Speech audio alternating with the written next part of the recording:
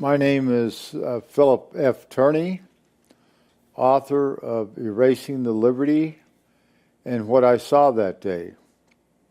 I'm a survivor of the unprovoked, deliberate attack on our ship in international waters, June 8, 1967, by the Zionist State of Israel, and a attack that was brought upon us by a state that knew exactly who we were, a United States intelligence ship in international waters at all times, doing exactly what our government had ordered us to do, under the direct command of the Joint Chiefs of Staff, which was later taken away from them, and then we were under different orders by one or two people.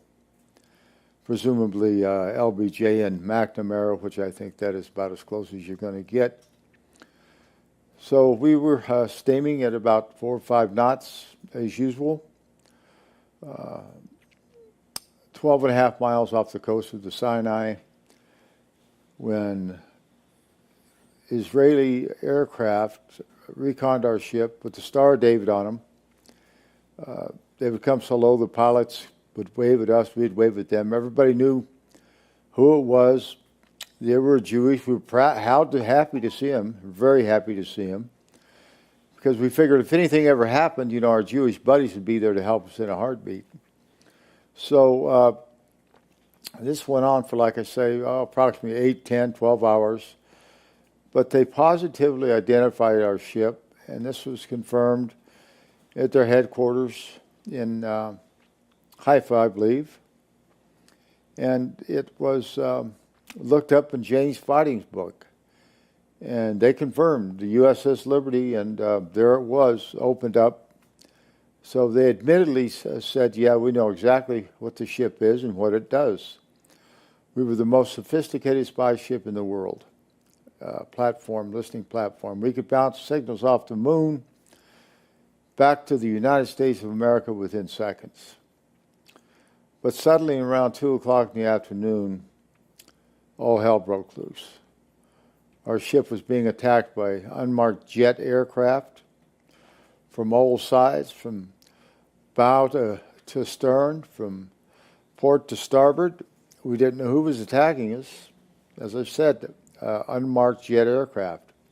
Within several seconds, they took out every antenna we had, the 450 caliber machine guns we had on board.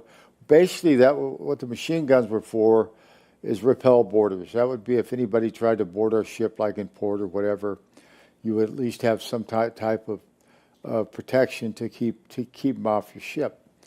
But they wouldn't have done us any good anyway. They were destroyed. So we were helpless in the water.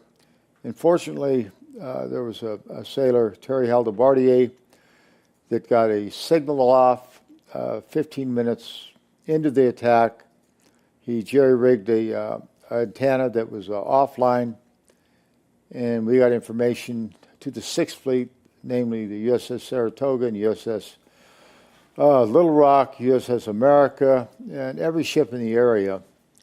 In fact, it went around many, many places in the world that they could hear us asking for help. Immediately, jet aircraft were launched from the USS Saratoga to come to our aid, and even before they hit the horizon, those jet planes were recalled by McNamara. He said, bring those planes back and bring them back right now, which Captain Tully did oblige. He brought the planes back. Everybody could still hear us, you know, yelling for help. And as I said, help was only 15 minutes away. They didn't even send a Piper Cub to see what was happening to us. That's how bad it was. So he relaunched. And McNamara called him back again. Tully gave him some heat about it. He wanted higher authority, and he got the higher authority from the President of the United States when he sent it that he wanted those GD planes back. He wasn't going to embarrass our ally Israel. Now, the only ally we had in the area was Israel. Now, he might not have said Israel, but he said ally. So everybody knows what that means, Israel. So he didn't give a GD if every man aboard that ship went to the bottom. He was not going to help us. And we didn't get any help for 18 hours when they knew an American flagship was under attack by a foreign government. Now, I don't care what government that is, foreign or otherwise, you're going to go help your sailors and Marines and now security people. But they didn't. They left us out there to die. And die they did. 34 Americans were slaughtered. 174 others were wounded, including myself. 2/3 of the crew was either dead or wounded within a matter of 2 hours. There were over 850 rocket and machine guns in our ship. There was napalm burning up the bridge, the side of the ship. They dropped 5 torpedoes into the water. They had 3 torpedo boats, and 4 of them missed, thank goodness, and one of them hit the starboard side, instantly blowing up to bits 25 American servicemen that worked for the intelligence agency. Our ship was lifted completely out of the water, and we thought we were going to roll over, but we didn't. The ship stayed at about a 10 or 15 degree list. How it stayed afloat, I have no idea, with a 40 by 40 foot hole in it. But it did. So we waited and waited and waited, and of course, help never came. When they knew we needed it terribly. But they waited 18 hours until the next day before help ever got there. If you can imagine, 18 hours of agony for these poor guys. Some of these guys were wounded so bad, it would break your heart to even look at them. It brought you to tears. Grown men were crying over that, believe me. That's how badly wounded these people were. Something you never forget. I pray to God it never happens again. That's one of the reasons that I'm doing this. And it's one of the reasons that I'm here in Dallas, Texas today with Dave Gahary,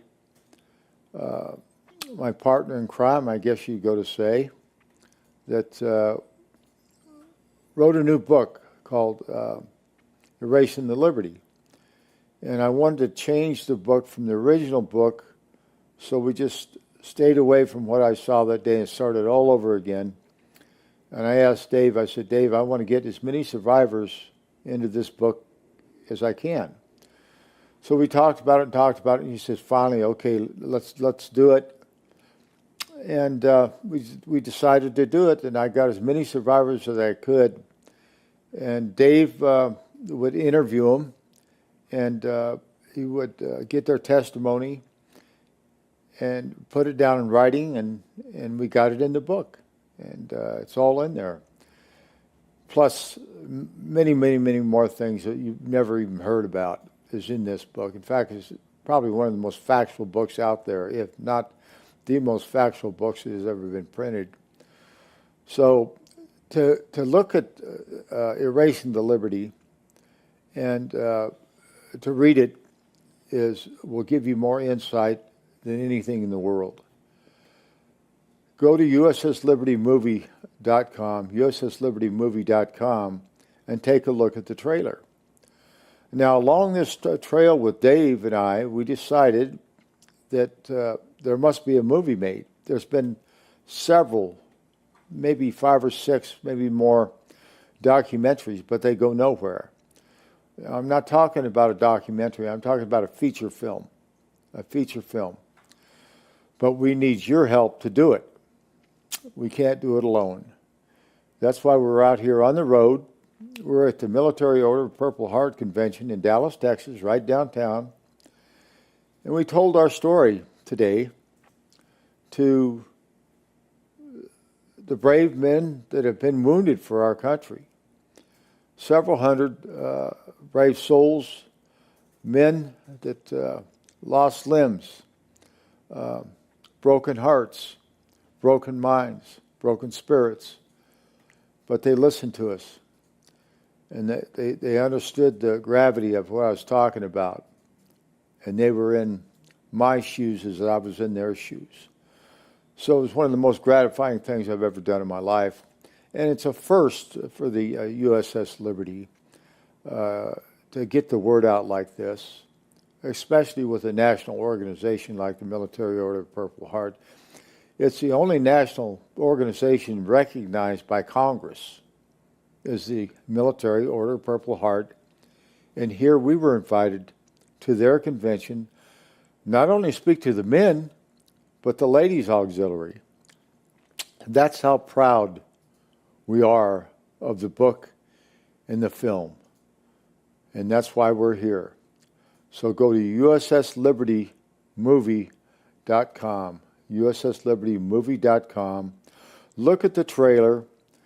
You can go to the donate page. It'll show you exactly what you can do. For $25, you get a book. For $50, you get a book signed by me. For $100, you get a book inscribed by me for anything you'd like me to say. Now, if you want to donate $20, $5, $1, or $2, please do it. Again, it's very simple, usslibertymovie.com. That's where you go to get the book and donate. So it's incumbent on all patriots out there. Without patriots, we're not going to get this done. This job will never get done without you guys. We need you desperately. I'm begging you to help us make this film. Let's set history straight. For 50 years, you've been lied to by your government. You've been lied to by the Zionist State of Israel. And it's time to stop. The lies have got to stop now. They knew exactly who we were, and our government covered up for them. The Board of Inquiry was done in 7 days. Can you imagine that? In 7 days, a Board of Inquiry completed and signed off on by the President of the United States with the blessings of none other than John McCain Sr., John McCain's daddy, who was the commander of the European fleet in 1967. In fact, he just got his 4th star and took command of that maybe 2 or 3 weeks or a month before that. So, folks, what I'm asking you to do is help us make this movie. Now, I've repeated that several times because we need you. We need you right now.